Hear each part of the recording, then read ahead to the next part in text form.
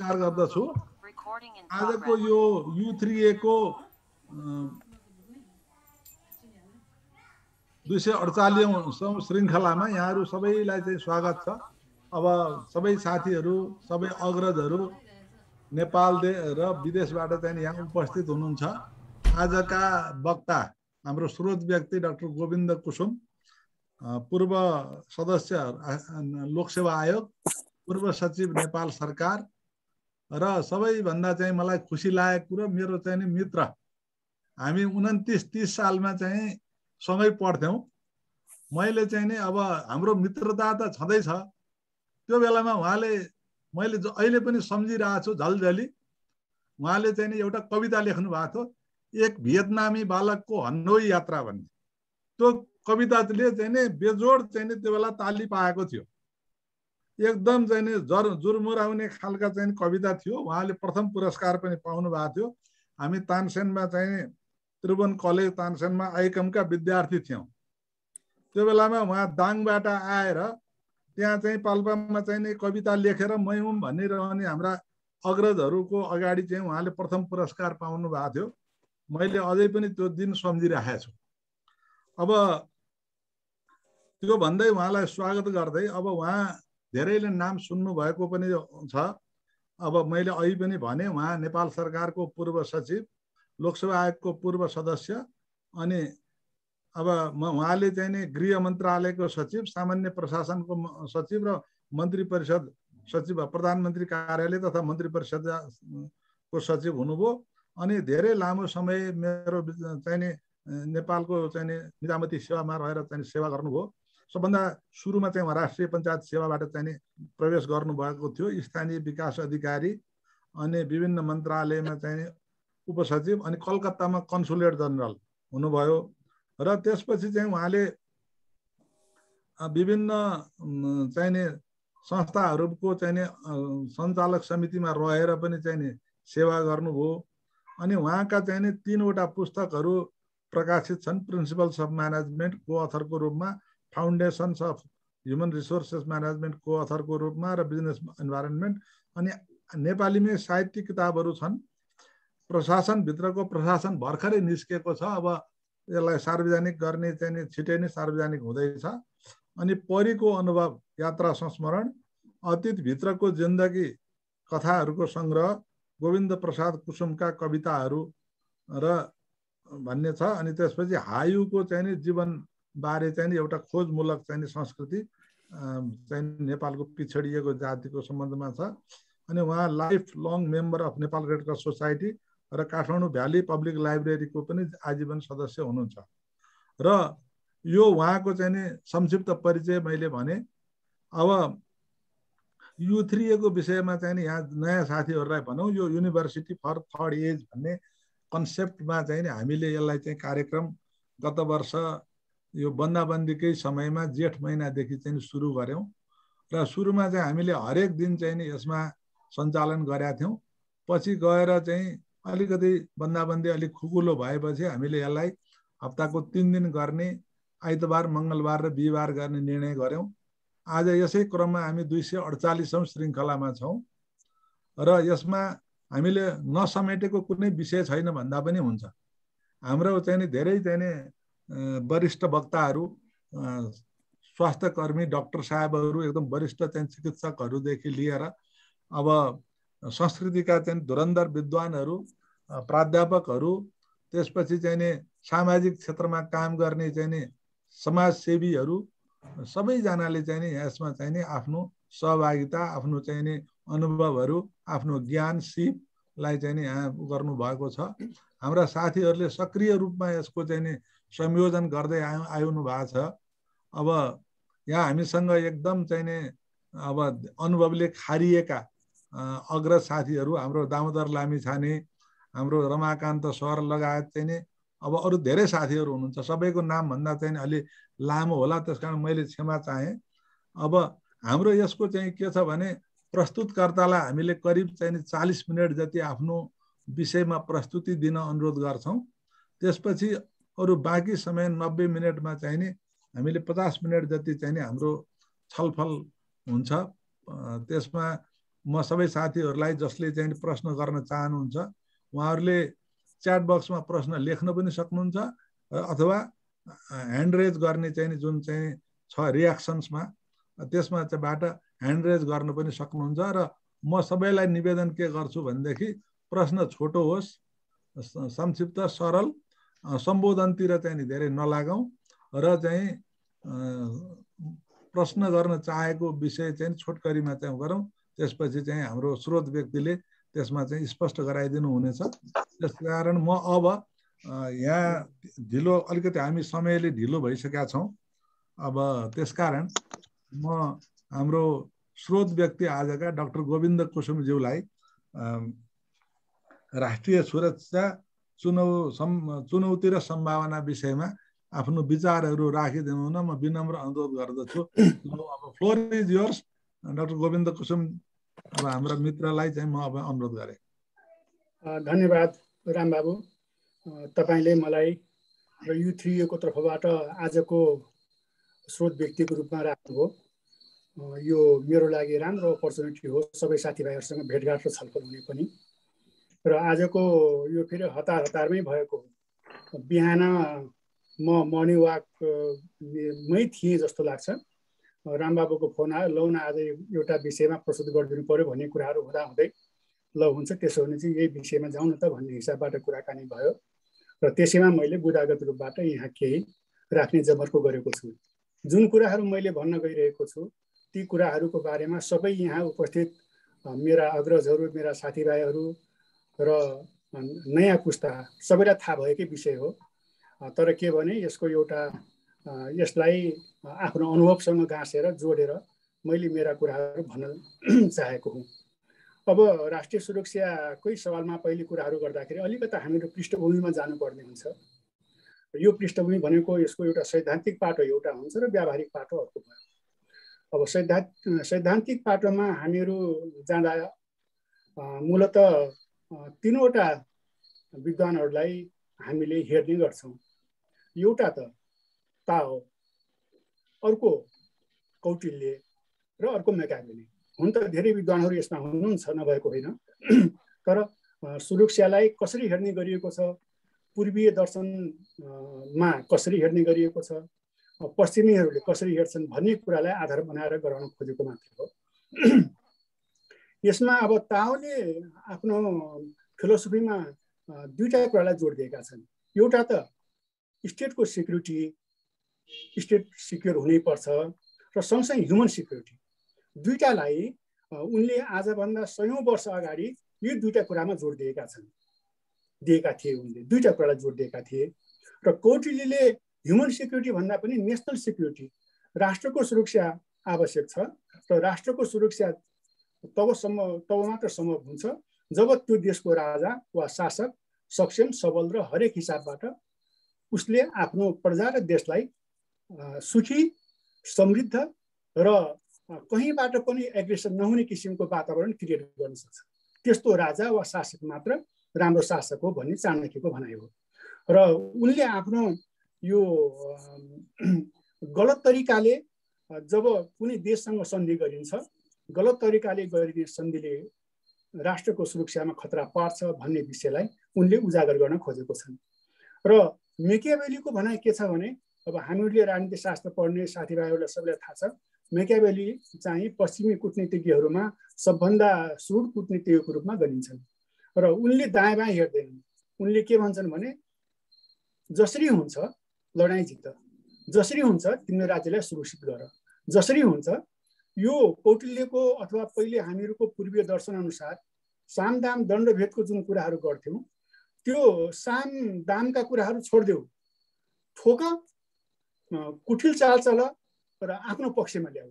उनले दुईटा कुरामाथि जोड दिएको थिए विशेष गरी। हुन त अरू पनि साम दामको कुराहरू पनि छ, तर उनको भनाइ एउटा फोर्स युज गर र सम्झाउ र फोर्स युज गर। यो दुईटा बाहेक अर्को विकल्पबाट तिमीले तिम्रो देशको सुरक्षा गर्न सक्दैनौ, तिमीले तिम्रो देशको हित गर्न सक्दैनौ भन्ने उनको भनाइ रह्यो। र त्यसो भनेपछि यो राष्ट्रिय सुरक्षा के हो? राष्ट्रिय सुरक्षालाई हामीले दुईटा एङ्गलबाट हेर्ने गर्छौँ। एउटा एक्सटर्नल सेक्युरिटीको हिसाबबाट, अर्को इन्टर्नल सेक्युरिटीको हिसाबबाट। हुन त इन्टर्नल सेक्युरिटी र एक्सटर्नल सेक्युरिटी एक आपसमा लिङ्क छन्, दुवैको एक आपसमा अनुन्यासित सम्बन्ध छ।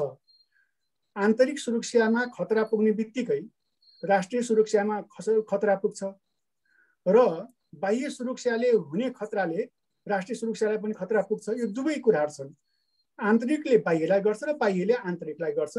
त्यसकारण कुन बेला कुन सुरक्षा आन्तरिक वा बाह्य प्रबल भयो भन्ने कुरा त्यतिखेरको मौजुदा अवस्था, परिस्थिति र वातावरणले सृजना गर्ने गर्छ। त्यही भएर यो राष्ट्रिय सुरक्षामा खतरा हुनेलाई तीन हिसाबले हेर्ने गर्छ। एउटा त आन्तरिक रूपमा उद्भव भएको, आन्तरिक रूपमा उद्भव भएको छ, उत्पादन भएको छ र त्यसलाई बाहिरबाट उक्साइएको छ, एउटा त्यो हुन्छ। अर्को के हुन्छ भने यो बाहिरको विदेशीले चाहिँ यो उत्पन्न गराउँछ र आन्तरिक हिसाबबाट भएका तत्त्वहरूले त्यसलाई के गर्छन्, उक्साउँछन्। अनि अर्को देशभित्रैबाट आन्तरिक हिसाबबाटै उत्पन्न हुन्छ र बाहिरकोले त्यसलाई के गर्छन्, उक्साइरहेका हुन्छन्। यसरी बाहिरको र भित्रको जुन तन्तु छ त्यो तन्तु एक आपसमा बाँडिएको छैन, गाँसिएको छ। त्यसकारण राष्ट्रिय सुरक्षा भन्ने बित्तिकै हामीले आन्तरिक सुरक्षा र बाह्य सुरक्षाको जोडलाई राष्ट्रिय सुरक्षा भन्ने गर्छौँ। अब रह्यो कुरा के भने यो सिक्युरिटीलाई हेर्ने क्रममा धारणाहरू अहिलेको पछाडिको मोडर्न समयमा कस्तो रह्यो भन्दा विश्वयुद्धभन्दा अगाडि, दोस्रो विश्वयुद्धभन्दा अगाडिको धारणा मूलत यो आर्मीलाई अगाडि ल्याऊ र यो आफ्नो बोर्डरलाई प्रोटेक्ट गर, आफ्नो जति पनि सीमा छ त्यो सीमालाई प्रोटेक्सन गर र त्यसपछि यो आर्मीलाई स्ट्रेन्थन गर। जब तिमीले आर्मीलाई स्ट्रेन्थन गर्छौ अनि बोर्डर सिक्योर हुन्छ। जब बोर्डर सिक्योर हुन्छ एक्सटर्नल एग्रेसन हुँदैन, जब एक्सटर्नल एग्रेसन हुँदैन नेसनल सेक्युरिटी बलियो हुन्छ। यो दोस्रो विश्वयुद्धभन्दा अगाडिको अवस्थामा भएको एउटा एक खालको कन्सेप्ट हो। जब दोस्रो विश्वयुद्ध सकिएपछि युएन पनि आयो अस्तित्वमा। युएन अस्तित्वमा आइसकेपछि हिजोको जुन मिलिट्रीको हिसाबबाट मात्र सुरक्षा हुन्छ भन्ने जुन कन्सेप्ट थियो त्यो कन्सेप्टमा अलिकता तलमाथि पर्यो र के भन्यो भने चाहिँ होइन, मिलिट्रीको कारणले मात्र मुलुकको सुरक्षा वा आन्तरिक सुरक्षा व्यवस्थापन हुन्छ भन्ने होइन। सँगसँगै त्यसको सँगसँगै ह्युमन फेसको डेभलपमेन्ट वा ह्युमन डेभलपमेन्ट आवश्यक पर्छ र जबसम्म ह्युमन डेभलपमेन्ट हुँदैन तबसम्म सुरक्षाको कुराहरू जहिले पनि ओझेलमा पर्छ भन्ने मान्यता विकास भयो र युएनले यो कुरा अगाडि ल्यायो। युएनडिपीका प्रोग्रामहरू र त्यससँग युएनका अन्य लाइन एजेन्सी र स्टाफ एजेन्सीहरूले ल्याएका कार्यक्रमहरू त्यो रूपमा अगाडि बढे र सँगसँगै south south cooperation, north south cooperation र नर्थ नर्थ कोअपरेसन पनि, यी जति पनि कोअपरेसन तीन तरिकाका कोअपरेसन छन्, यी कोअपरेसनहरूले पनि मूलत केमा जोड दिए भन्दाखेरि ह्युमन डेभलपमेन्टमा नै अगाडि बढ्नुपर्छ भन्ने कुराहरू जोड दिए। अब त्यो हुँदाहुँदै कोल्ड वार सुरु भयो। 1945 पछि कोल्ड वार पनि सँगसँगै अगाडि बढ्यो। जब बर्लिनको पर्खाल ढल्यो, बर्लिनको पर्खाल ढलिसकेपछि 1990 यतातिर अनि आन्तरिक सङ्घर्षहरू डेभलपहरू पर्यो देशहरूमा, विभिन्न देशहरूमा। यो डेभलप हुने क्रममा के देखिन्छ भन्दा त्यो 1990मा यतातिर 39वटा देशहरू नयाँ देशहरू बनेका छन्, स्वतन्त्र भएका छन् हैन। ती स्वतन्त्र भएका देशहरू मध्ये 5वटा चाहिँ बाह्य एग्रेसनको कारणले वा बाह्य हस्तक्षेपको कारणले बेग्लै देशको रूपमा देखा परेका छन् भने बाँकी देशहरू चाहिँ आन्तरिक इन्टर्नल जुन कन्फ्लिक्ट छ, इन्टर्नल जुन वार छ वा सिभिल वार छ त्यसको कारणले देखेको हामी पाउँछौँ। त्यस्तो स्थिति रहेको छ। अब अर्को एउटा के देखिन्छ भन्दाखेरि यो अब यसो हो भनेपछि यसलाई थ्योरीको हिसाबबाट हेर्दाखेरि 5वटा थ्योरी अगाडि आएको छन्। अब लामो नजाउँ, नाम मात्रै म भनौँ। एउटा क्लासिकल यो रियलिजम भन्छ यो उसमा, त्यसपछि नन क्लासिकल रियलिजम भन्छ, न्यू रियलिजम भन्छ, लिबरलिजम भन्छ र कन्स्ट्रक्टिभिजम भन्छ। यी 5वटा थ्योरीहरू यो सिक्युरिटीको कन्सेप्टमा अगाडि आएका छन्। अब त्यसो हो भनेपछि अब यो बिचमा यसरी यतातिर आइसकेपछि अब संसारको सिनारियो के छ त?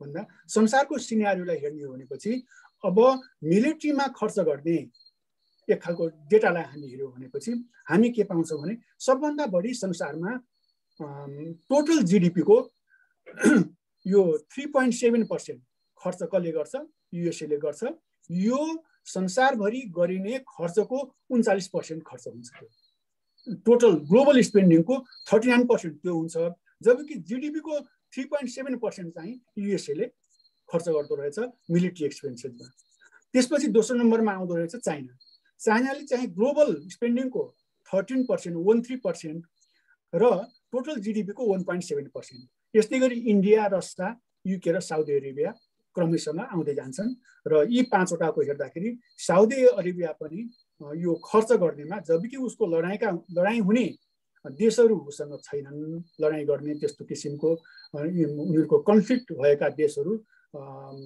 भित्रभित्र दुई तीनवटा देशहरूसँग भए पनि इन जेनरल त्यस्तो छैन तर पनि बढी खर्च गर्नेमा साउदी अरेबिया नै देखा परेको छ त्यो पनि एउटा छ उसले टोटल ग्लोबल स्पेन्डिङको 2.9% खर्च गर्छ र 3% भनौँ न मोटामोटी 3% खर्च गर्छ र टोटल उसमा चाहिँ जीडीपीको 8.4% खर्च गर्ने गरेको छ अब यो स्थिति इन्टरनेसनल पर्सपेक्टिभबाट हेर्दाखेरि त्यस्तो स्थिति छ भनेपछि अब नेपालमा हामीहरू आउँदाखेरि नेपालको जति पनि यो सुरक्षाको अवधारणा छ त्यो सुरक्षाको अवधारणालाई हामीले एउटा किराँतकालीन अवस्थामा लिच्छवीकालीन अवस्थामा र पछि शाह प्लस राणा कालीन अवस्था र त्यसपछि यतातिरको अवस्थामा हामीले हेर्नुपर्ने हुन्छ किराँतकालमा त्यस्तो किसिमको डेभलप भएको सिक्युरिटीको पाटोबाट जसरी आजभोलिको आधुनिक आर्म र एम्युनिसन हुने वा आर्मी वा पुलिस हुने त्यस्तो स्थिति थिएन त्यतिखेर विभिन्न थुमहरू हुन्थे किराँतकालमा नेपालमा ती थुमहरूमा थुमका प्रमुखहरू हुन्थे ती थुमका प्रमुखहरूले नै ती तत्त थुमहरूको सिक्युरिटीको जिम्मा लिने गर्थे र त्यसले गर्दाखेरि कुनै ठुलो अप्ठ्यारो परेको अवस्था थिएन किराँतकालको अवस्थामा त्यसपछि लिच्छवी कालमा आयो लिच्छवी कालमा आउँदाखेरि लिच्छवीमा एउटा केन्द्र त्यसपछि जिल्ला र त्यसपछि ग्रामहरू थिए यो केन्द्रमा त अब विभिन्न राजाहरू हुने भइहाले त्यसपछि जिल्लाहरूमा विभिन्न सामन्तहरू थिए ती सामन्तको काम के हुन्थ्यो भन्दाखेरि त्यो सामन्त भन्ने पद नै हो जस्तो कि अंशुवर्मालाई महासामन्त भनेर भनियो पछि उनी राजा पनि भए सिद्धदेव प्रथमलाई हटाएर उनीले अंशुवर्मालाई त्यो आफ्नो राज्य हस्तान्तरण गरेको थियो वा सिंहासन हस्तान्तरण गरेका थिए उनले त्यो उनी महासामन्तबाट राजा बनेका हुन् र हामी के देख्छौँ भनेपछि विभिन्न जिल्लामा भएका सामन्तहरूको काम के थियो विभिन्न जिल्लाहरूमा तत्त जिल्लाहरूमा शान्ति सुरक्षा कायम गर्ने र तीनटा कामहरू गर्ने सुरक्षा कायम गर्ने तिरो उठाउने र त्यो तिरोबाट जिल्लाको विकास गर्ने र सँगसँगै न्याय दिने यी तीनटा कामहरू गर्थे र ती न्याय दिने कामहरूमा तत्त सामन्तहरूले आफ्नो कामहरू गर्थे र सामन्तहरूले त्यहाँ कुनै अप्ठ्यारो पर्यो र सामन्तहरूबाट न्याय पाइएन भने चाहिँ केन्द्रमा आउने कामहरू पनि त्यतिखेरको अवस्थामा हुने गरेको हामीहरू पाउँछौँ अब शाहकालमा आइसकेपछि विशेष गरी पृथ्वीनारायण शाहको पालीमा जब एकीकरण भयो पृथ्वीनारायण शाहले एकीकरण गर्दाखेरि यद्यपि सेनाहरूको परिचालन गरे सेनाको सेटअप गरे र ठोस रूपमा सेनाको विकास भएको भनेको पृथ्वीनारायण शाहकै पालीदेखि हो परन्तु त्यतिखेर उनी आफ्नो जीवनकालभरि मुलुकको एकीकरण गर्ने काममा लागिरहेको हुँदा सिक्युरिटीको अर्गनाइजेसनलाई व्यवस्थित गर्ने र त्यसलाई आधुनिक हिसाबबाट लिएर जाने भन्ने सवालमा त्यति समय दिन पाएको हामीले पाउँदैनौँ र पछि आइसकेपछि अब राणाकालमा हामीले हेऱ्यौँ भनेपछि राणाकालहरूमा त विशेष गरी मुलुकी अड्डा भन्ने हुन्थ्यो त्यो मुलुकी अड्डाले नै सबै निकासा दिने प्रशासन चलाउने अनि सुरक्षाका बन्दोबस्त मिलाउने त्यस्ता कामहरू उनले गर्थे तर त्यो मुलुकी अड्डालाई हेर्ने काम भनेको विशेष गरी त्यतिखेरका श्री 3 प्रधानमन्त्रीहरूले गर्ने गर्थे र त्यसमा जति अब उकज पकज दकज र यो पकज हैन उकज पकज दकज जति पनि उत्तरी पूर्वी पश्चिम र दक्षिणी कमान्डिङ जनरलहरू भनौँ तिनीहरूले तत्त ठाउँमा सुरक्षाको व्यवस्था गर्ने भएको हुनाले केन्द्र त्यतिखेर आफू सुरक्षित छु भन्ने ठान्दथ्यो तर यद्यपि पछि इन्डियामा आएको जति यो मुभमेन्ट हो फ्रिडम मुभमेन्ट, त्यो फ्रिडम मुभमेन्टले गर्दाखेरि नेपाललाई पनि असर त पर्यो र त्यसपछि यहाँ पनि जागरुक भए र फलत 7 सालमा क्रान्ति भयो आयो, त्यो आफ्नो पाटोमा छँदैछ। तर सुरक्षालाई हेर्ने दृष्टिकोणमा संस्थागत विकास गर्ने कामहरू विशेष गरी हामीले भन्नुपर्दाखेरि पृथ्वीनारायण शाहको पालिबाटै भएको हो भन्ने हामीले मान्नुपर्छ। किनकि उनको लडाइँ गर्ने जुन टेक्निक थियो दिव्य उपदेशमा भएका उसबाट हामीले बुझ्छौँ कि कसरी परिचालन गर्ने, सेनालाई कसरी लिएर जाने, कसँग कस्तो सम्बन्ध गर्ने, वैदेशिक सम्बन्ध कस्तो हुनुपर्ने, आन्तरिक सम्बन्ध कस्तो हुनुपर्ने भन्ने जति पनि कामहरू पृथ्वीनारायण शाहको पालीमा भयो। त्यसलाई हामीले सुरक्षाको संरचना विकास गर्ने सवालमा माइलस्टोन हो भनेर भन्नुपर्ने हुन्छ छ पनि। र त्यतिखेर पछि राणाकालमा आइसकेपछिको हकमा बडा हाकिमलाई व्यवस्थित गर्न खोजियो। ती बडा हाकिमहरू 32वटा जिल्लाहरूमा थिए। ती 32वटा जिल्लाहरूमध्ये 20वटा पहाडमा थिए, 9वटा मधेसमा थिए र बाँकी 3वटा चाहिँ भित्री मधेसमा थिए। र यसरी 20-9-3 को हिसाबले विभिन्न जिल्लाहरूमा वर्गीकृत गरिएका बडा हाकिमहरूले त्यो कामहरू गर्थे, सुरक्षाको बन्दोबस्त गर्थे, तिरोहरूको लागि के भइरहेको छ त्यो हेर्थे, सामान्य विकास निर्माणका कामहरू पनि गर्थे। पछाडिका दिनहरूमा आइसकेपछि 2022 सालसम्म 17 सालदेखि 22 सालसम्म वा विशेष गरी 15 सालदेखि 22 सालसम्मको अवस्थामा विकास निर्माणका कामहरूमा उनीहरूको भूमिका अग्रणी रहेको हामीले पाउँछौँ। यद्यपि 22 साल पछाडि त्यो बडा हाकिमलाई कसले प्रतिस्थापन गर्यो भन्दाखेरि प्रमुख जिल्ला अधिकारीहरूले गरे 22 सालदेखि यतातिर आएर। र प्रमुख जिल्ला अधिकारीहरू पछाडिको दिनहरूमा नाम तलमाथि परे तापनि उनीहरू के को रूपमा देखा परे त्यहाँ भन्दाखेरि एक खालले उनीहरू संस्थागत जिल्लाको रूपमा राज्यको वा गभर्मेन्टको प्रतिनिधि प्लस संस्थागत विकासको हिसाबले शान्ति सुरक्षालाई व्यवस्थापन गर्ने सवालमा उसलाई ऐनबाट कानुनबाट जिम्मेवारी तोकेर कामहरू गर्न सुरु गर्यो। यसरी त्यहाँ हामीले रहेको पाउँछौँ। र अब रह्यो के रहेछ अहिलेको सन्दर्भमा अब हामीहरू आउँ यो नेपालको सुरक्षा नीति कस्तो छ भनेर हामीले एकपल्ट सरसर्ती हेर्नुपर्ने हुन्छ। अब नेपालको सुरक्षा नीतिलाई गाइड गर्ने प्रमुख तत्त्व भनेको नेपालको संविधान हो। र नेपालको संविधानको यो धारा 16 देखि 46 सम्म मौलिक हकको कुराहरू गरेको छ र मौलिक हकलाई संरक्षण गर्ने सवालमा विभिन्न ऐनहरू बनाइनुपर्छ भन्ने छ। र त्यसअनुसार नै नेपाल सरकारले ती धारामा उल्लेख भएका जति पनि मौलिक हकहरू छन्, स्वतन्त्रताका हकहरू छन्, त्यसलाई व्यवस्थित गर्ने र कानुनसम्म तरिकाले अगाडि बढाउने हिसाबले ऐनहरूको निर्माण हामीले अहिले गरेको पाउँछौँ। र सँगसँगै यो उसले के भन्छ त भन्दा नेपालको संविधानले सुरक्षाको सवालमा एउटा स्वतन्त्रता, सार्वभौमिकता, भौगोलिक अखण्डता, राष्ट्रिय एकता र स्वाधीनताको रक्षा गर्नुपर्छ र यसको लागि हाम्रो जति पनि यो सुरक्षा निकायहरू छन् त्यो सुरक्षा निकायहरूको परिचालन त्यस अनुरूप हुनुपर्छ भन्यो। र त्यसै अनुरूप अब यो हामीहरूले के पाउँछ भन्दाखेरि विभिन्न संस्थागत विकास त्यस अनुरूप भयो।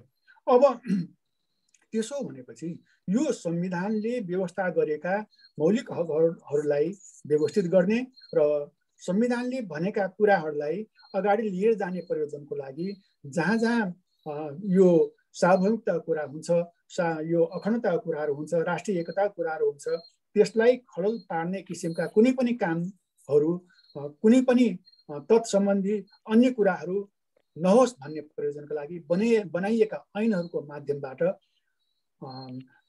नेपालभित्र गठित भएका संस्थाहरू, सुरक्षाका संस्थाहरू क्रियाशील छन्, कार्यरत रहेका हामीले पाउँछौँ।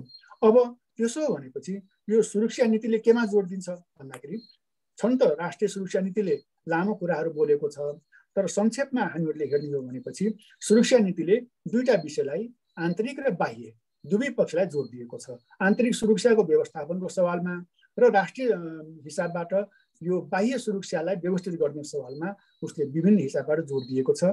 र यसमा यो सुशासन र आन्तरिक सुरक्षा प्रमुख पक्ष हुन् जसले गर्दाखेरि मुलुकको सुरक्षा व्यवस्थापन गर्न अहम भूमिका निर्वाह गर्छ भन्ने छ। सुशासन भयो, आम जनताले यो राज्यबाट प्रदान गरिएका जति पनि सेवाहरू छन् सर्वसुलभ तरिकाले पाउन सके र उनीहरूले अनुभव गरे कि हामीलाई राज्यले राम्रोसँग सेवा प्रदान गरेको छ भन्ने कुराहरू फिल गर्यो भनेपछि त्यसले मुलुकको शान्ति सुरक्षा व्यवस्थापनमा ल एन्ड अर्डर मेन्टेन गर्ने सवालमा कुनै पनि अवरोध आउँदैन र राम्रोसँग जान्छ।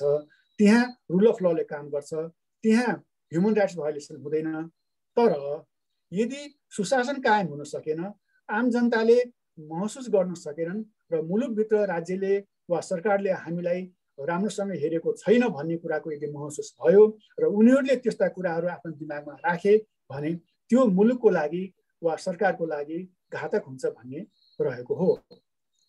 र त्यसै क्रममा यो सुशासनलाई आन्तरिक सुरक्षासँग जोडेको छ र आन्तरिक सुरक्षा मैले अघि पनि भने आन्तरिक हिसाबबाट मुलुकको सरहदभित्र शान्ति व्यवस्था कायम गर्ने र कुनै पनि किसिमको झैझमेला र अव्यवस्था नहुने स्थिति नै आन्तरिक सुरक्षा हो, शान्तिको अवस्था नै आन्तरिक सुरक्षा हो।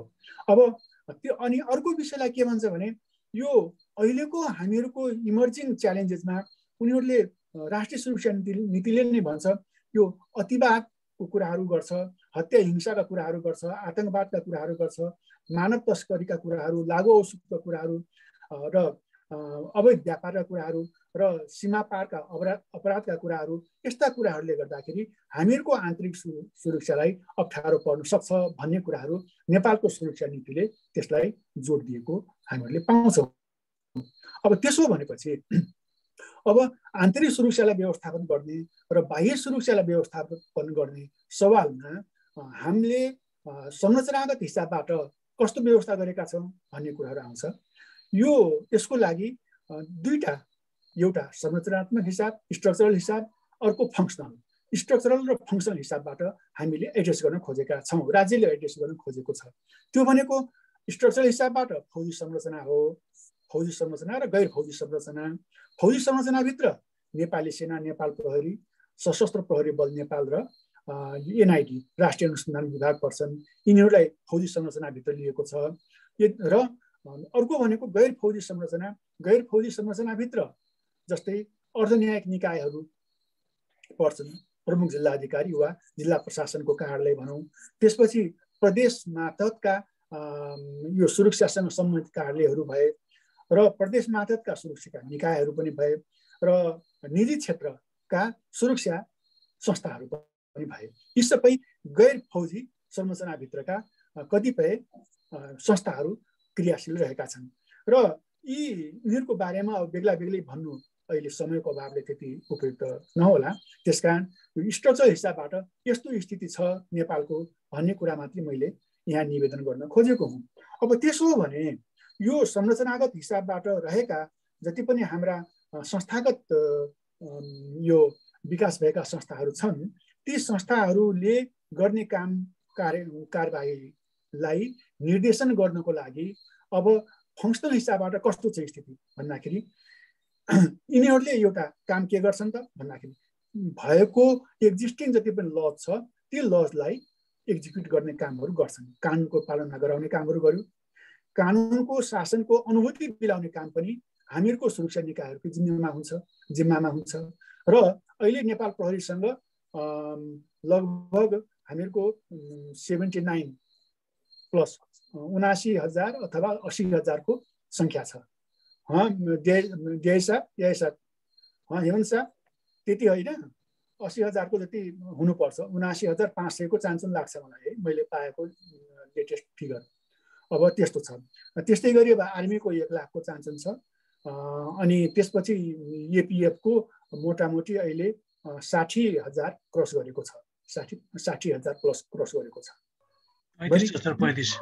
35 होइन, बढी छ होला। 35,000 त्यसको 35 भन्दा बढी होला हो सर। 35 त पहिले थियो, म हुँदाखेरि नै लगभग थियो, पुगेको थियो। तर ठिक छ, जे होस् त्यो पनि होला, सरले भनेको कुरा ठिक होला। बढी छ 45 जति होला। अब त्यो अलि बढी नै छ हैन। त्यतिखेर जो अहिले 79,500 चान्चुन चाहिँ नेपाल पुलिस छ, नेपाल प्रहरी छ। एपिएफ को होला त्यही हो, 45-50 होला सर। त्यही आरआरएमा छ, त्यही छ। अनि त्यसपछि गएर आर्मीको, नेपाल आर्मीको 1 लाख चान्चुन छ। 1 लाख अलिकता नागिसकेको छ, 1 लाख भन्दा त्यस्तो स्थिति छ। र अब त्यस्तै गरी अब अर्को काम यिनीहरूले गर्ने भनेको सिक्युरिटी एजेन्सीले गर्ने दण्डहीनता हटाउने होइन। यो इम्प्युनिटीको कुराहरू छ। अब हामीले इम्प्युनिटीको धेरै कुराहरू हामीले सुनेका छौँ, भएका छौँ पनि। अब इम्प्युनिटी हामीले हटाउनुपर्छ भनेर भन्छौँ।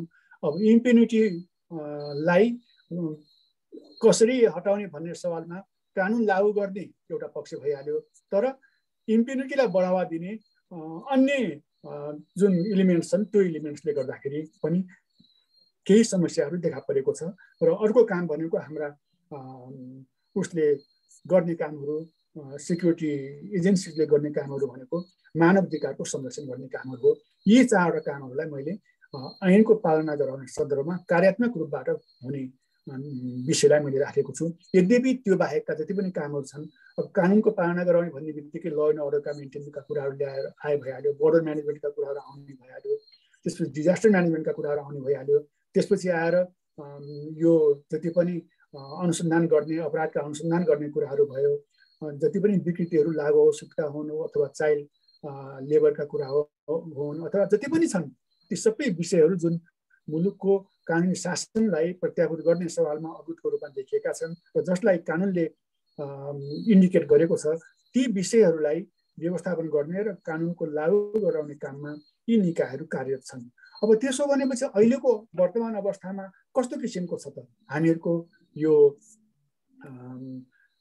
हामीहरूको अहिले सुरक्षाको एउटा अवस्था कस्तो छ भनेर भन्दाखेरि यो 76, 77 र 77, 78 आर्थिक वर्षको हामीले अलिकता अपराधको तथ्याङ्कलाई हेर्ने हो भने चाहिँ यो ज्यान सम्बन्धी 76, 77मा 7155 ज्यान सम्बन्धी मुद्दाहरू परेको थियो भने 77, 78मा त्यो बढेर 8059 पुगेको छ। र चोरी सम्बन्धी घटना 2451 गएको वर्ष थियो, 76, 77को आर्थिक वर्षमा थियो भने 77, 78को आर्थिक वर्षमा यो 2382 पुगेको छ, अलिकता कम देखिन्छ यो। र सङ्गठित अपराधहरू चाहिँ बढेको छ। सङ्गठित अपराध ऐनले व्यवस्था गरे अनुसार सङ्गठित अपराधको परिभाषाभित्र पर्ने जति पनि अपराधहरू छन् त्यो अपराधलाई यसभित्र राखिएको छ। र ती अपराधहरूलाई को हेर्दाखेरि मुद्दाहरू हेर्दाखेरि 4608 चाहिँ यो सङ्गठित अपराधको छ 77, 76, 77मा र 77, 78मा चाहिँ 4652 देखिन्छ। र सामाजिक आर्थिक अपराधको हिसाबले को क्षेत्रमा हेर्ने हो भने चाहिँ 11481 76, 77को आर्थिक वर्षमा थियो र त्यो चाहिँ घटेको छ। यो घटेर 8168 भएको छ। अब यसको किन यो घट्यो भन्ने कुराहरूमा दुईटा हिसाबबाट मूल्याङ्कन गरिएको छ। एउटा त भनेको प्रहरीहरूको सक्रियता र उनीहरूको चुस्तताको कारणले एउटा, दोस्रो भनेको लकडाउन र आदि इत्यादिको कारणले पनि आपराधिक गतिविधिहरू हुनमा अलिकता कमी भयो, किनकि लकडाउनभित्र मान्छे भित्रै बसे, भित्र बस्दाखेरि बाहिर अन्यथा काम गर्न सक्ने भएनन्, त्यसो हुँदाखेरि यस्ता अपराधका घटनाहरू कम भयो भन्ने छ। र सँगसँगै के पनि भनाइ छ भनेपछि अहिले त्यो बिचमा चाहिँ महिला हिंसा घटनाहरू चाहिँ प्रशस्त मात्रामा भएको छन् र विशेष गरी महिलाहरूको हिंसा एउटा पाटो हो र त्यसभित्र आत्महत्या पनि बढेको छ भन्ने भयो। र आत्महत्याको कुराहरू गर्दाखेरि यो 76, 77मा 6241 वटा केसहरू थिए र 77, 78मा आउँदाखेरि 7117 वटा केसहरू देखा परेका छन्। र महिला बालबालिका सम्बन्धी केसहरू यो 76, 77मा 4092 थिए र 77, 78मा चाहिँ 4705 छ र यो बढेको छ। यसले हामीलाई के देखाउँछ भने यो लकडाउनको बेलामा पनि महिला बालबालिकाको सन्दर्भमा भित्र हुने हिंसा र घरेलु हिंसा र अन्य हिंसात्मक गतिविधिहरू अपराधको रूपमा बाहिर देखा परे भन्ने कुराहरूलाई हामीले बुझ्नुपर्ने हुन्छ। र विविधका रूपमा त अन्य चिजहरू आउँछन्, त्यो विविधमा 2800 र 2500 र 2800को हिसाबमा देखा परेको छ। त्यस्तो स्थिति रहेको छ। अब यो हामीले के देख्छौँ भन्दाखेरि अब त्यसो भनेपछि यो स्थितिमा अब हाम्रो अगाडि चुनौतीहरू के छन् त्यसलाई हेर्नुपर्ने हुन्छ। अब राष्ट्रिय सुरक्षाको विषयलाई हेर्दाखेरि चुनौती पनि हामीलाई बाह्य हिसाब भित्री हिसाबबाट जति चुनौतीपूर्ण छ त्यति नै बाह्य हिसाबबाट पनि चुनौतीपूर्ण छ। र यो चुनौतीलाई हेर्दाखेरि कहिले बाह्य हिसाबबाट हामीहरूले हेरौँ होइन। हामीले के देखिरहेका छौँ भने चाहिँ नेपाल जियो पोलिटिकल हिसाबबाट हेर्दाखेरि ज्यादै स्ट्रेटेजिक पोइन्टमा भएको र यो अरूको प्लेग्राउन्ड हुन थालेको छ भन्ने एक खालको अवस्था बाहिर चर्चामा आएको रहेको छ। यद्यपि यो कुनै पनि किसिमको बाह्य चलखेलको स्थितिलाई आँखाले ठ्याक्क देख्न सकिँदैन, छामेर यो सारो छ कि गिलो छ भनेर पत्ता लगाउन त सकिँदैन, अनुभव चाहिँ गर्न सकिन्छ। बाह्य गतिविधिहरू नेपालभित्र जसरी चलखेल गर्छन् त्यो चलखेलको अनुभूति हुन्छ, देखिँदैन र त्यसले विभिन्न राजनीतिक क्रियाकलापमा त्यसका प्रत्यक्ष अप्रत्यक्ष प्रभावहरू देखा पर्दो रहेछन्, छायाहरू त्यहाँ आएर देखिँदा रहेछन्। त्यसले गर्दाखेरि यो स्थिति छ। यसको बारेमा अब लामो कुराहरू नगरौँ, हामी सबैले बुझेकै छौँ। तर अब अहिले मैले एउटा देखेको के छ भन्दाखेरि अहिले नेपालमा सबभन्दा अब चुनौती धेरै छन्। आन्तरिक रूपबाट देखा परेका चुनौतीहरूको बारेमा अहिले कुरा गरौँला। बाह्य रूपबाट देखिने चुनौतीमा भोलि नेपाल आतङ्कवादको एउटा सफ्ट अथवा ग्रिन एरियाको रूपमा डेभलप हुन्छ कि भन्ने थ्रेट चाहिँ छ। कुन हिसाबले छ भन्दा अहिले हेरौँ न, अफगानिस्तानमा जब अहिले तालिबानको सरकार आयो र त्यहाँ आइसकेपछि जस्तो किसिमको उथलपुथल भइरहेको छ र जसरी त्यहाँबाट मानिसहरू भाग्ने क्रम बढेको छ र त्यो अन्ततगतवा त्यसको छिटा यहाँ पर्छ र विभिन्न शरणार्थीको रूपमा होस् अथवा विभिन्न रूपबाट नेपाल छिर्ने सम्भावना छ। र यो सम्भावनाले हामीलाई के देखाउँछ भन्दा तत्काललाई कुनै ठुलो अप्ठ्यारो नपरे तापनि त्यसको सङ्ख्या बढ्दै जाँदाखेरि त्यसले भोलिको दिनमा सोसियल वार अथवा रिलिजियस वार अथवा त्यस किसिमका विभिन्न खालका आपराधिक गतिविधिहरू बढ्ने र मुलुक बडा भल्नरेबल एरियामा पुग्न सक्ने अवस्था चाहिँ ल्याउँछ। र त्यसको सँगसँगै अर्को एउटा पनि के छ भने अफगान शरणार्थीहरूको स्थितिमा हिजो सार्क कन्ट्रिजका देशहरू भएको नाताले अफगानबाट आउनेहरूलाई विशेष ख्याल गरेर मात्रै यहाँबाट के दिइन्थ्यो भने भिसा दिइन्थ्यो। तर पछाडिका दिनहरूमा उनीहरू सहजै आउन सक्ने वातावरण बनेको स्थिति देखिन्छ। त्यसले गर्दाखेरि र फेरि यहाँबाट कुनै पनि व्यक्ति टुरिस्टको हिसाबबाट यहाँ आउने, यहाँ आइसकेपछि त्यो टुरिस्ट कहाँ जान्छ थाहा नहुने, कतिसम्म बस्छ थाहा नहुने, ऊ फर्किन लाग्यो भनेपछि मात्रै तेरो म्याद सकिएको रहेछ भनेर उसलाई पक्रेर अनि कारवाही गर्ने जस्तो अवस्था हामी कहाँ छ। यसको मतलब के हो भनेपछि इमिग्रेसनको जुन पोइन्ट छ त्यो पोइन्ट हामीहरूको भल्नरेबल छ। त्यो भल्नरेबिलिटीले गर्दाखेरि विदेशबाट आउनेहरू, थर्ड कन्ट्रीमा जाने मान्छेहरू नेपाललाई एउटा ट्रान्जिट पोइन्टको रूपमा डेभलप गर्दैछन्। अफ्रिकनहरू होस् वा ल्याटिन अमेरिकीहरू हुन् वा पूर्वी युरोपका मान्छेहरू हुन्, तिनीहरू नेपाल आएर अनि डेभलप कन्ट्रीमा जाने वा तेस्रो देशमा जाने ती कामहरू गरिरहेको स्थिति छ। र त्यसलाई हामीले किन रोक्न सकिरहेका छैनौँ भन्दाखेरि त्यसलाई रोक्न सक्ने भनेको हामीसँग भएको इक्विपमेन्ट्सको राम्रोसँग प्रयोग गर्नु हो, डेटा राम्रोसँग राख्न सक्नु हो। डेटा हाम्रो स्क्याटर छ, डेटालाई हामीले एकै ठाउँमा राम्रोसँग हेर्न सक्ने बनाउन सकेका छैनौँ। यद्यपि हामीले गराउन खोजेको के थियो भन्दाखेरि यसलाई हेर्नको लागि गृह मन्त्रालय र नेपाल प्रहरी यी दुईटा संस्थालाई यसमा भिजिलेन्ट रूपबाट राख्न पर्छ भन्ने हिसाबबाट अगाडि बढाउन खोजिएको हो। र विभिन्न समयमा जब जब कामहरू अगाडि बढ्न सुरु गर्छ तब तब सरकार परिवर्तन हुने र प्रायोरिटीमै नआउने कि स्थिति त्यस्तो बन्यो। र त्यो जुन पोलिटिकल इन्स्टेबिलिटी छ त्यसले गर्दाखेरि गर्न खोजेका कामहरू पनि बिचैमा बाँडिने। किनभने हामीले यहाँ सिस्टमले फङ्सन गर्नुभन्दा पनि गैर सिस्टमले फङ्सन गर्ने स्थितिले गर्दा राज्यले ल्याएका कानुनलाई, राज्यले लिएको नीतिलाई पनि विभिन्न किसिमको ब्यारियर्सहरू देखा पर्दै आएको स्थिति छ।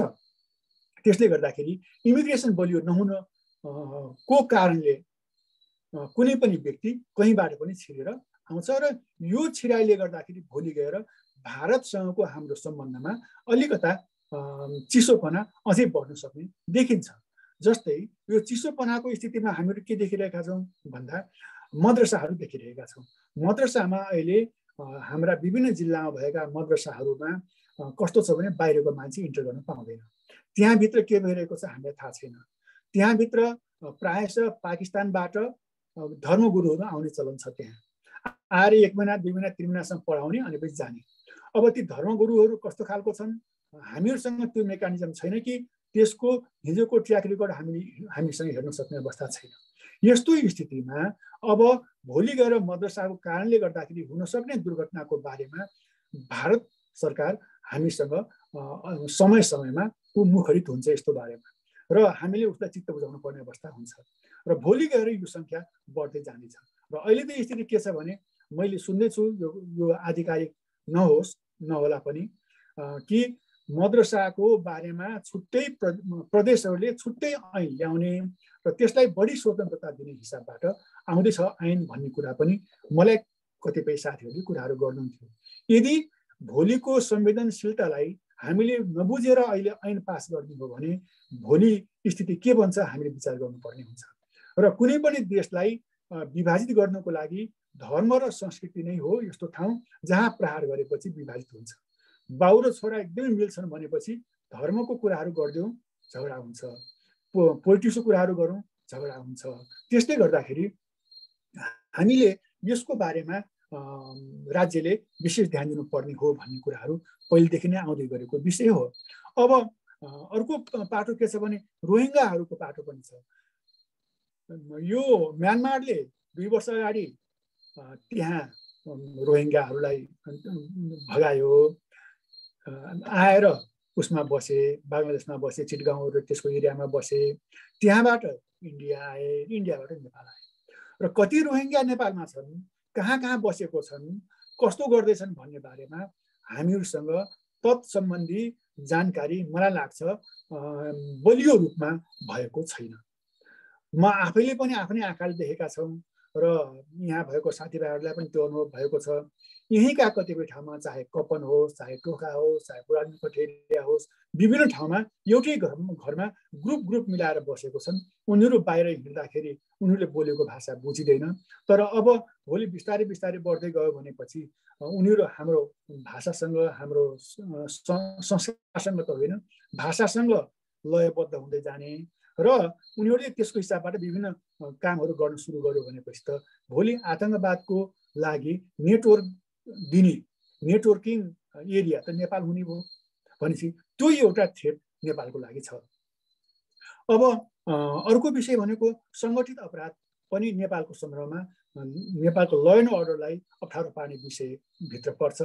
त्यसभित्र विभिन्न लागु औषधका कुराहरू हुन्छन् अनि त्यसपछि अरू गर्नु नहुने भनेर तोकिएका 3 वर्षभन्दा बढी जेल सजाय हुने मुद्दाहरू जति पर्छन् त्यो सङ्गठित अपराधभित्रै पर्छन् भने त्यस्ता मुद्दाहरूको हकमा जति पनि छन् त्यसमा संलग्न हुनेहरू 2 वा 2 भन्दा बढी व्यक्तिहरू संलग्न भएका मुद्दा अपराधहरू नेपालमा बढ्ने हिसाबबाट छन् र त्यसभित्र अहिले चाहे ह्युमन ट्राफिकिङको कुराहरू गरौँ, चाहे लागु औषधका कुराहरू गरौँ, चाहे अन्य यो अपराधका कुराहरू गरौँ, साइबर क्राइमका कुराहरू, यी सबै क्राइमहरू अहिले बढ्दो अवस्थामा छ।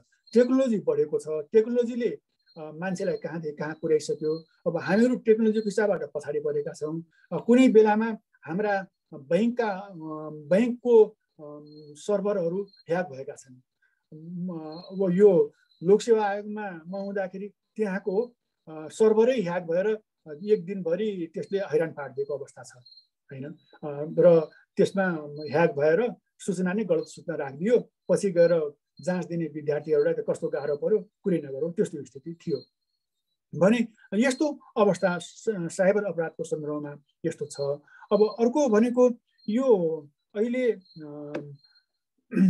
यो एआई आर्टिफिसियल इन्टेलिजेन्सको कारणले गर्दा डेभलप भयो, त्यसले राम्रो काम पनि गरिरहेको छ, विभिन्न देशहरूमा हाम्रो पनि गरिरहेको होला। तर पनि यसले हामीलाई भोलि हाम्रो सुरक्षाको गोपनीयताको भित्री ढोका खोलेर जान सक्ने अवस्था त्यहाँ देखा परिरहेको छ र त्यसले गर्दाखेरि साइबर क्राइम अन्तर्गत अब क्रिप्टो करेन्सी पनि अब हाम्रो देशमा त क्रिप्टो करेन्सीलाई मान्यता अझैसम्म दिएको छैन, त्यसको अवस्थाहरू अगाडि बढिरहेको छ, त्यो राम्रो छैन र त्यसले गर्दाखेरि के भइरहेको छ भनेपछि मान्छेको, संस्थाको, सङ्गठनको र सूचनाको आइडेन्टिटी थेफ्ट भइरहेको छ र यो क्रेडिट कार्ड चाहिँ फ्रड लिङ्क्स भइरहेको छ। सफ्टवेयर पाइरेसी भइरहेको छ। यस्तो स्थिति हामीले देख्छौँ। र यदि यस्तो हो भने चाहिँ अमेरिकामा के छ त भनेर हेर्ने हो भने चाहिँ अमेरिकामा पनि त्यति सन्तोषजनक स्थिति चाहिँ रहेनछ। अब साइबर एक्सटोर्सन भन्छौँ नि हामीहरू, अमेरिकामा यो साइबर एक्सटोर्सन अन्तर्गत मालवेयर रिलेटेड चाहिँ 57% रहेछ, यो कार्ड रिलेटेड 54 रहेछ, डाटा रिलेटेड 54 रहेछ, पासवर्ड ह्याक चाहिँ 40% र यो इमेल ह्याक चाहिँ 40%। यसरी यो सङ्ख्यामा युएसएमा रहेछ भन्ने कुराहरू एउटा तथ्याङ्कले दिएको हामी पाउँछौँ। अब यो स्थिति छ भने अब नेपालमा अर्को एउटा स्थिति के छ भन्नुहुन्छ भने समस्या बसाइसराईको सङ्घले पनि एउटा समस्या ल्याउन सक्छ। बसाइसराई भनेको मतलब हामीले के हेर्नुपर्छ भने डेमोग्राफी चेन्ज हुने बित्तिकै त्यसले असर पार्न सक्छ। र यो डेमोग्राफी चेन्ज नेपालमा ठुलो रूपमा त अहिले देखा परेको छैन, तर बिस्तारै त्यो देखा पर्ने सम्भावना छ।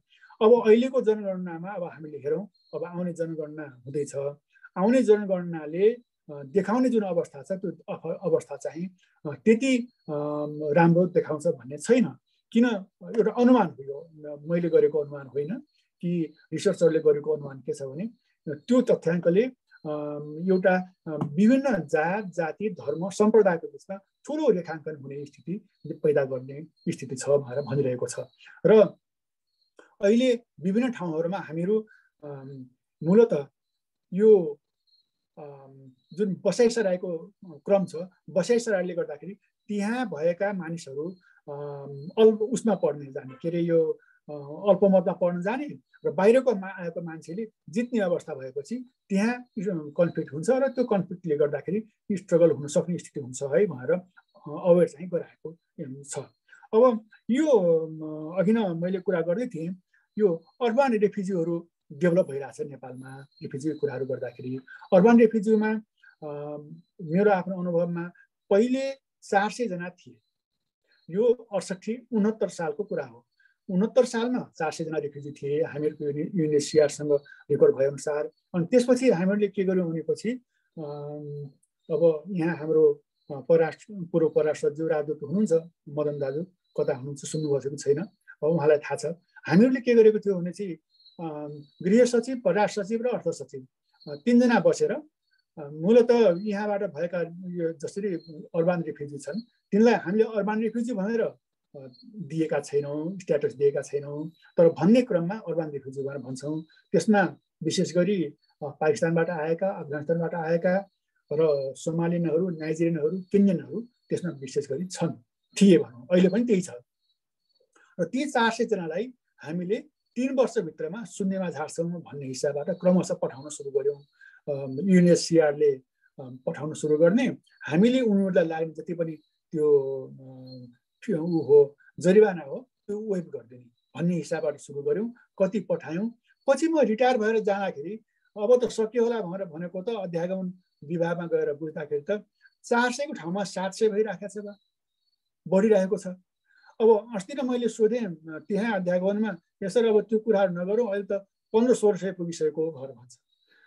उसले युएनएचसिआरमा आइसकेकाहरूमा त्यतिसम्म पुगिसक्यो रे भन्ने बित्तिकै अब हामीहरूले नेपाललाई बाहिरका मान्छेहरू, अवैध टाइपका मान्छेहरूलाई राख्ने थलोको रूपमा विकास गर्दै जाने हो भने, उनलाई यहाँ यसरी राख्ने हो भनेपछि भोलिको अवस्था हाम्रो के हुन्छ र हाम्रो भल्नरेबिलिटी कतिसम्म हाई हुँदै जाने हो र यसले भोलिको हाम्रो द्वन्द्वलाई झन् बढावा दिने हो कि भन्ने एउटा डर पनि छ। यो मोटामोटी मैले च्यालेन्जको रूपमा देखेँ। अब प्रोस्पेक्ट के हो त भनेपछि हामीले दुईटा हिसाबबाट यसलाई हेर्नुपर्छ। एउटा त यो यसका चुनौतीहरू छन् भनेर टाउकोमा हात राखेर बसेर त समस्या समाधान हुँदैन। टाउकोमा हात राखेर कहीँ हामीहरू जान सक्दैनौँ, जहाँ बस्छौँ त्यही हुन्छौँ। त्यसो भने के हो त भन्दाखेरि हामीले विशेष गरी राज्यले हाम्रा दुईटा छिमेकीहरूसँग राम्रो सम्बन्ध कायम गर्नै पर्ने हुन्छ। किनभने अहिलेको यहाँको इन्ट्रेस्ट भनेको दुवै देशको इन्ट्रेस्ट यसमा बढी छ। हाम्रो छिमेकी चीनको इन्ट्रेस्ट केही वर्ष यता हत्तै बढेको छ, त्योभन्दा अगाडि त्यो रूपमा देखा परेको थिएन। हत्तै बढ्नुको पछाडि तिब्बतको अवस्था हो, तिब्बतको कारणले गर्दाखेरि यो 2008 सालदेखि बढेको हाम्रो अनुभवमा छ। 2008मा उसले ओलम्पिक गेम सुरु गर्यो। ओलम्पिक गेममा नेपालमा आएर ओलम्पिक गेमको विरोध गर्दै यो रिफ्युजी तिब्बती नेपालमा भएका तिब्बती शरणार्थीहरूले कुनै खालको त्यस्तो उपद्रव गर्दैनन्। तर कहाँबाट आउँदो रहेछन् भने धर्मशालाबाट आउँदो रहेछन्। धर्मशालाबाट आउने, पारीबाट आउने, लुम्बिनी दर्शन गर्न जाने, अनि लुम्बिनीभित्र पस्दाखेरि गेरु रङको लुगा लगाउने, अनि काठमाडौँ आउँदाखेरि प्यान्ट सर्ट लगाएर भित्र आउने, त्यस्तो किसिमको अवस्था हामीले पायौँ। र त्यो पाउँदाखेरिको स्थितिमा के देखियो त भन्दाखेरि उनीहरू यहाँ अलिकता चीन विरोधी गतिविधि सुरु गर्न थाले, त्यस्तो स्थिति रह्यो। र त्यसले गर्दाखेरि चाइनिजहरू बढी सशङ्कित हुने र उनीहरूले पनि आफूले प्ले गर्न सुरु गरेको अवस्था हो। इन्डियाले त छँदैछ। त्यसैमा अब अर्को हिसाबबाट अमेरिका पनि आउँदैछ।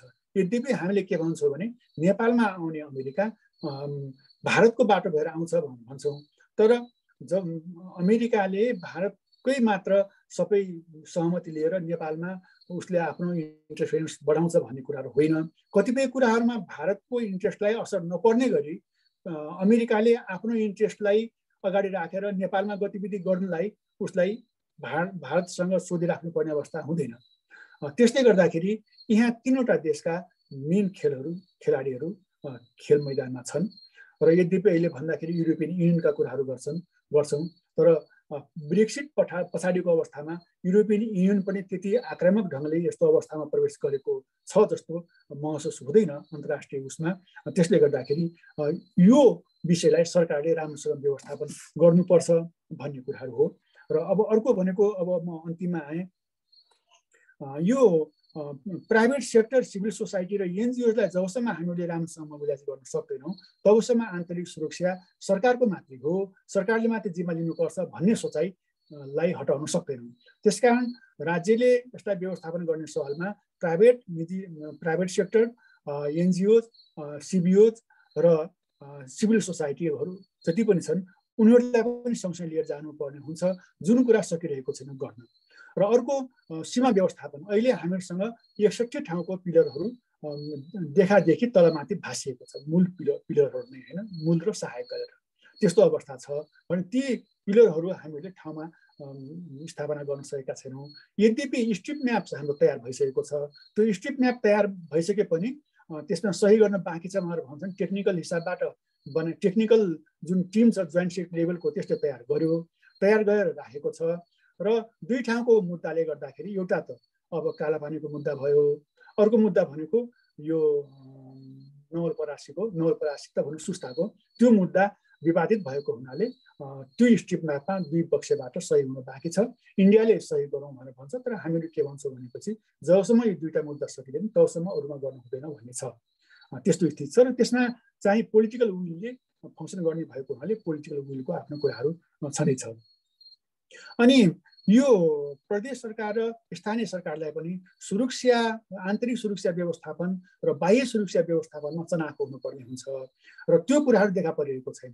प्रदेश सरकारले हामी छुट्टै राज्य हौँ, छुट्टै देश हौँ, छुट्टै हौँ भन्ने खालको जुन भावना डेभलप भएर गयो वा गराइयो, त्यसले गर्दाखेरि केन्द्र सरकारले गरेको, सङ्घीय सरकारले गरेका निर्णयहरू उपर पनि आँखा चिम्लेर बस्ने एक खालको यो अलिकता नराम्रो परम्पराको विकास भएर गइरहेको छ। त्यसले भोलि गएर राम्रो अवस्था ल्याउँदैन। अर्को भनेको महत्त्वपूर्ण कुरा भनेको हामीहरूको सेक्युरिटी अर्गनाइजेसनलाई स्ट्रेन्थेन गर्नुपर्छ। Strengthen in terms of human resource मात्रै होइन, इक्विपमेन्ट्स र टेक्नोलोजीबाट। यी दुवै कुराहरू, टेक्नोलोजी र इक्विपमेन्ट्स हामीले दिन सक्दैनौँ राम्रोसँग, र त्यसलाई हाम्रा हरेक सुरक्षा निकायका सकल दर्जाका अधिकृत र जवानहरूलाई तत्सम्बन्धमा जानकारी दिन सकेनौँ भने, टेक्नोलोजीसँग सँगसँगै अगाडि बढाउन सकेनौँ भनेपछि न त अपराधको अनुसन्धान गर्न सक्छौँ, न लगत राख्न सक्छौँ, न त्यो लगतको व्यवस्थापन गर्न सक्छौँ, न कुनै इन्फर्मेसन आउन सक्छ। त्यसकारण चाहे एनआइडी होस्, नेपाल आर्मी होस्, एपिएफ होस् वा नेपाल पुलिस होस्, यो सबै आवश्यक पर्छ। र यसमा सबैभन्दा ठुलो कुरो भनेको सबैको जिम्मेवारीमा एउटा त राजनीतिक नेतृत्व हो, ड्राइभिङ सिटमा बसेको, उसले लिने जुन पोलिसीको निरन्तरता हुनु पर्यो। हामी कहाँ पोलिसीको इभ्यापोरेसन हुन्छ, पोलिसीको वास्तविकरण हुन्छ। एउटा मन्त्री आउँछ, अर्को त्यसले एउटा ल्याउँछ, अर्को मन्त्री आयो भने त्यो उड्यो, त्यस्तै स्थिति छ। त्यसले गर्दाखेरि यसलाई हामीले व्यवस्थापन गर्नुपर्ने हुन्छ। र भोलि गएर हामीले के देख्छौँ भनेपछि यदि यस्तो हुँदै जाने भनेपछि एउटा स्किल ग्याप, अर्को नलेज ग्याप, यो दुईटाको अवस्था यहाँ सृजना हुन्छ र यो नलेज ग्यापले गर्दाखेरि भोलि हामीलाई काम गर्न अप्ठ्यारो पर्छ। त्यसकारण अहिलेको अवस्थामा भनेको नलेज ग्यापलाई कम हुन नदिने, स्किल ग्यापलाई कम हुन नदिने अवस्थाको सृजना गर्नु नै हो जस्तो लाग्छ।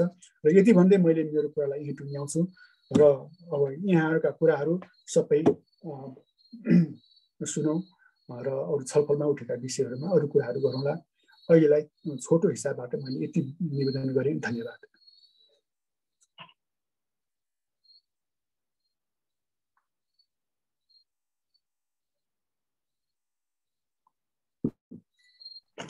रामबाबु अब हस् ल, धन्यवाद। यो एकदम राम्रो बृहत प्रस्तुतिको लागि।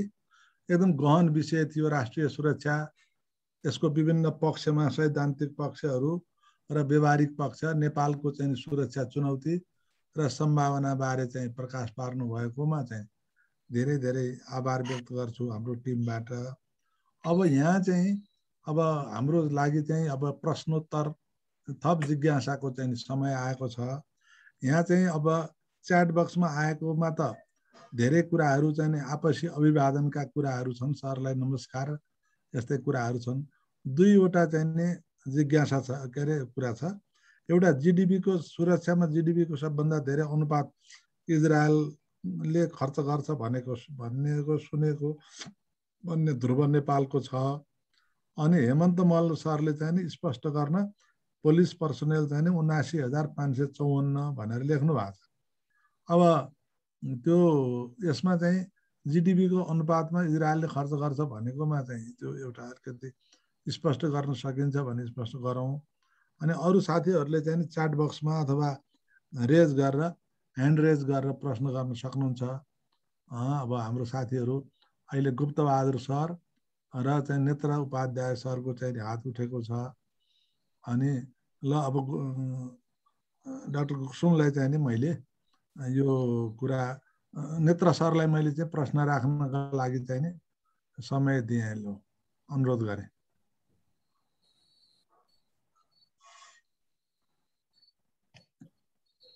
सर बोलेको सुनिएन। नेत्र सर अनम्युट हो। ल अब आयो। कुसुम सरलाई नमस्कार।